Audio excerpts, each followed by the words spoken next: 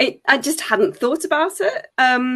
So when I was about, I don't know, 16, I loved all my subjects at school, but my favourite subjects were maths and art. And because they're so different, I couldn't really do both. And everyone said to me, you've got to make a decision. You can't do both.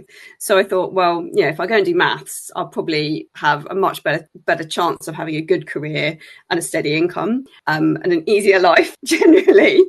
So I thought, that's probably the sensible route to take. So that's what I did. And I thought to myself, I can always teach myself art later on. I can do that later.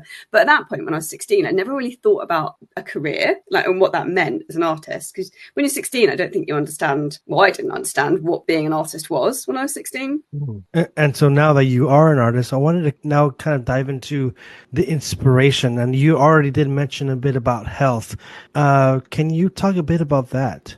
Yeah, so I really struggled with my health for 5.5 years. It was horrible, but it changed me, and it made me really appreciate being able to do simple things. So, for example, I find washing my hair a massive chore.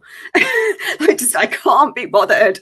But then I think to myself, do you know what? There was a time when I actually couldn't do it. So now that I can, I'm just so grateful that I have that energy. Like, okay, it's annoying, it's a chore, but I can do it. And actually, washing my hair doesn't mean that I'm then wiped out for 3 hours and I have to lie down in a quiet, dark room for 3 hours to recover myself.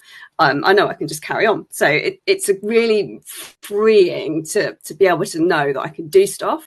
And so that feeling of having that energy and being really grateful, that gratitude, that comes out in my art. So there's a lot of energy in my art. It takes a lot from me to do it because there's a lot going on. And when you see me painting, you might not see it so much, but it's all going on in my head. And then I'm thinking, like, how can I get the energy into this? And it just comes out onto the canvas. And a lot of people say to me that it captures my energy.